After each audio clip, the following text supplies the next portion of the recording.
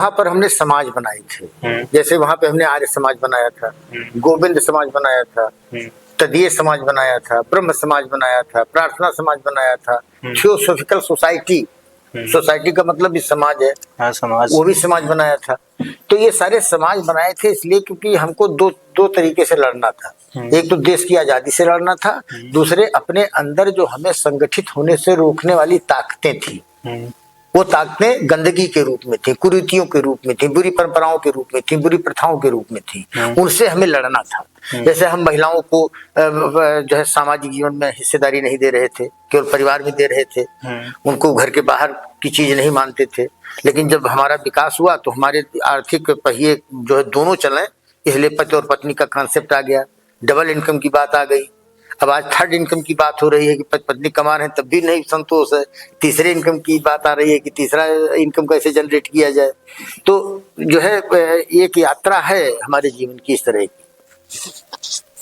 तो नव जागरण अभियान का क्या उद्देश्य है? उद्देश्य यही है कि हम अपनी कुरीतियों से, जो इस समय की कुरीतियां हैं, जैसे उस समय उन समाजों ने लड़ा, इस समय हम कैसे एक जो है संवैधानिक समाज कैसे बनाएं।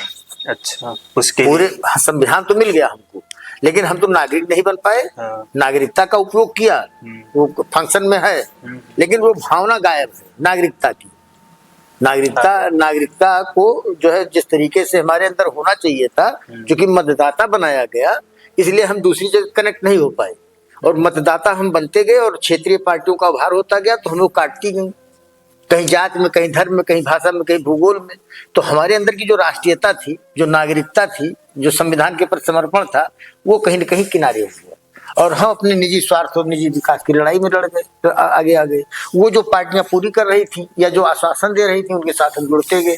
हम विराट संदर्भों में देश के विकास के लिए, अच्छे चयन के लिए कभी प्रतिबद्ध नहीं हुए। हम या तो भावना में बह करके, या लहर में बह करके, या नेहरू के मोह में बह करके, या किसी दूसरे मोह में, या किसी पीड़ा में बह करके। जैसे बड़ा बरगद गिरा तो कुछ लोग दब गए, तो बदल गए, किसी के मृत्यु संवेदना को लेकर के कोई सरकार बन गई, है ना। तो ऐसी बहुत सारी घटनाएं हुई हैं। तो लहर में सारी चीजों को स्थिरता से, जैसे नागरिक विवेकपूर्ण निर्णय से अपने क्षेत्र के प्रत्याशियों का चयन करने लगेगा और पूरी मात्रा में वोटिंग करने लगेगा। अपने वोट की कदर और जब हम स्वयं अपने वोट का कदर जानेंगे, वोट डालने के लिए हम खुद लड़ेंगे, तो हमारी वोटिंग कैसे प्राप्त हो जाएगी। हम उस पर ध्यान नहीं दे रहे हैं, बिक जा रहे हैं, या दबाव में नहीं जा रहे हैं, या धूप में नहीं जा रहे हैं, या पानी बरस रहा है नहीं जा रहे हैं, अपने व्यक्तिगत कारणों से नहीं जा रहे हैं। तो आज हमें नागरिकता की लड़ाई लड़नी है। आज हमें इस डिजिटल एडिक्शन से लड़ना है। देश के अंदर नागरिकता को कमजोर करने वाली ताकतों के रूप में जो भी कुरीतियां हैं, जो भी बुरी प्रथाएं हैं, जो भी समस्याएं हैं, जो भी अवरोध है, जो भी पत्थर है, उससे लड़ना, उसको चकनाचूर कर देना है। दूसरा, ये जो एक समस्या आ गई है जिससे हमारा बच्चा से लेकर के एक दूसरी दुनिया, यानी सिटीजन के रूप में भी और नेटीजन के रूप में भी, तो हमारा नव जागरण अभियान जो सरकारी प्रशासन या शासन की कार्यक्रम है, उनको अगर सार्थक है तो उसका समर्थन करते हुए उनको जनता तक ले जाना। अगर वृद्धावस्था पेंशन है और कोई वृद्ध नहीं पा रहा है, तो हमारी अभियान का अंश है वो कि हम उसको वृद्धा पेंशन दिलाएं उस गांव में।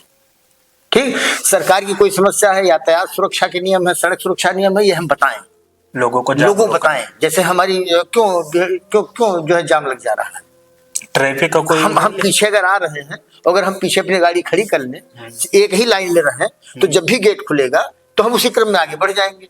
लेकिन हम जो आगे बढ़ करके वहां जाकर खड़े हो जा रहे हैं, ये सरकार की समस्या नहीं है, ये हमारी समस्या है। इसलिए हमारा नव जागरण अभियान हमारे नागरिकों के द्वारा 75 सालों में जो भी अनागरिक के तरीके से काम किए जा रहे हैं, उनको समाप्त करके उनको नागरिक रूप में प्रतिष्ठित करना, उनके घर में संविधान की एक प्रति पहुंचाना, उनके घर में हर हाथ में संविधान, तो संविधान और उसके साथ नैतिकता।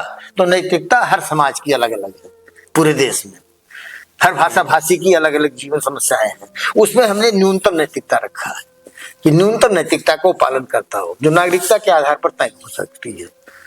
ठीक है, जो कानून इसीलिए तो सबके ऊपर लागू होता है कि भाई कानून सबके ऊपर है, तो नैतिकता वहां परिभाषित है।